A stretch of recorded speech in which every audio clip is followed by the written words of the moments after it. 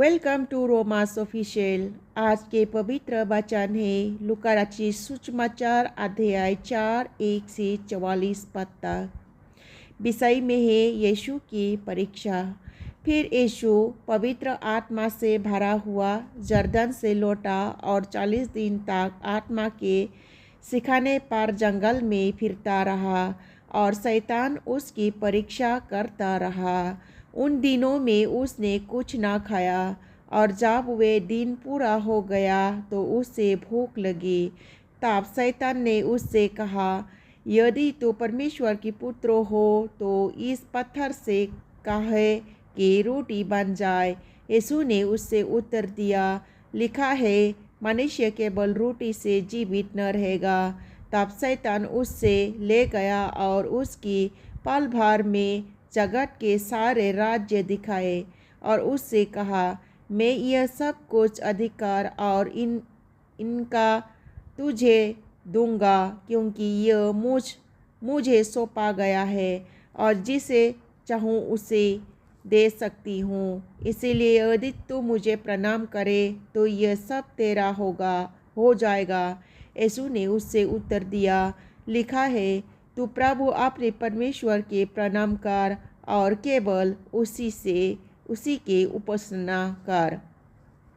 तब उसने उसे जेरूशलेम में ले जाकर मंदिर के कंगोरे पर खड़ा किया और उससे कहा, यदि तो परमेश्वर का पुत्र हो, अपने आप को यहाँ से नीचे गिरा दे, क्योंकि लिखा है, वो तेरे विषय में अपने स्वर्गदूत को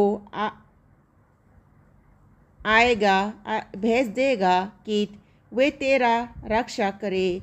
अरे वो तुझे हाथों हाथ उठा लेंगे।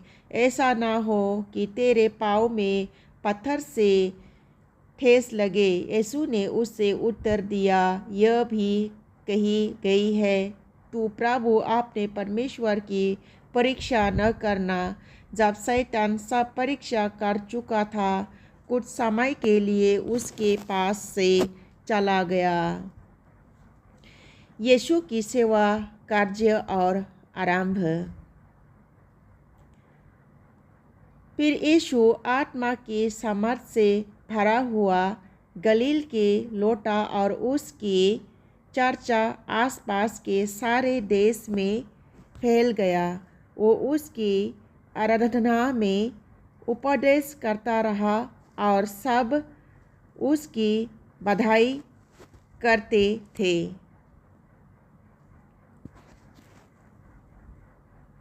नसरत में यीशु का आनंद।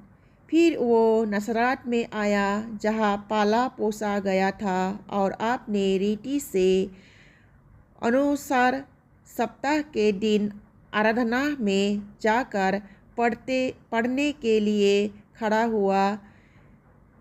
जिसे भविष्यवाणी पुस्तक उसे दिए गए और उसने पुस्तक खोलकर वो जगह निकली जहाँ वहाँ लिखा था, प्रभु का आत्मा मुझ पर है, इसलिए कि उसने कंगालों की सुसमाचार सुनने के लिए मेरे भविष्य किया है कि छुटकारे का और अंधों को दृष्टि पाने का सुसमाचार प्रचार करो और कुचले हुए को छुड़ाओ और प्रभु के प्रसन्न करने के वर्ष का प्रचार करो।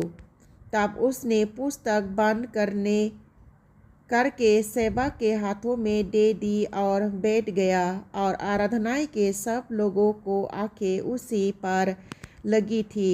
तब वे उससे कहने लगा, आज ही देख तुम्हारे सामने पूरा हुआ है। सब ने उसे सहारा और जो अनुग्रह की बातें उसके मुंह से निकली थी उससे अचंभित हुई और कहने लगे, क्या यह जोसेफ का पुत्र नहीं? उसने उससे कहा, तो मुझ पर यह कहवा आवश्यक की है, वे अपने आपको अच्छा कर जो कुछ हमने सुना है कि कफरनहूम में क्या गया था, उसने वहाँ अपने देश में भी कर, और आपने कहा, मैं तुम्हारे सच कहता हूँ कि भविष्यद्वक्ता अपने देश में मान सम्मान नहीं पाता है। मैं तुमसे सच कहता हूँ कि इज़राइल एलियास के दिनों में जब 3.5 वर्ष तक आकाश में रहा, वो अब देश में बड़ अकल पड़ा, तो इज़राइल में बहुत सी विधवाएं भी थी। इज़राइल के में से किसी ने पास नहीं भेजा गया। फैला के सरफात में एक विधवा के पास और एलियास भविष्यद्वक्ताओं के समय इज़राइल में बहुत से कोड़ों थे, पर इज़राइलियों नमक के छोड़ उनमें से कोई शुद्ध नहीं किया गया। यह बात सुनते ही जितने आराधनाओं में थे सब क्रोध से भर गए और उठकर उसे नगर से बाहर निकालने और जो पहाड़ पर उसका नगर बसा हुआ था उसकी चोटी पर ले चले कि उसे वहाँ से नीचे गिरा दे, परंतु वो उससे बीच में से निकल कर चला गया। दुष्ट आत्माओं ग्रंथ व्यक्ति को चंगा करना। वहाँ गलील के कफरन भूमि पर नगर गए।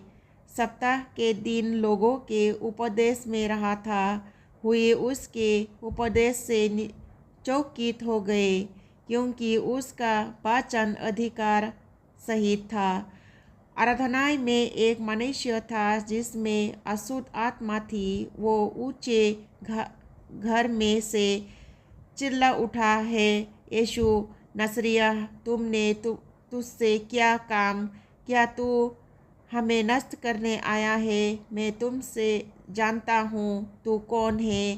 तू परमेश्वर की पवित्र आत्माओं जन है। यीशु ने उसे डांट कर कहा, चुप रहो और उसमें से निकल जा। चुप दुष्ट आत्माओं उस बीच में से फटकर बिना हानि पहुँचाए उससे से निकल गए।